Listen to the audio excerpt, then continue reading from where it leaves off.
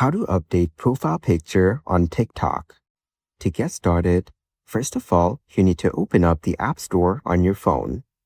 Then go over to TikTok and make sure that you have the latest version of TikTok installed. Now close this app and open up the TikTok application on your phone. You will then be taken to the homepage of TikTok, where you can view the reels that are shared on TikTok. From this page, you need to tap on the profile icon at the bottom right corner. Once you're here, tap on the Edit Profile option over here. Now, you can edit your profile. Tap on Change Photo. Then select the option Upload Photo. Select a picture from the gallery.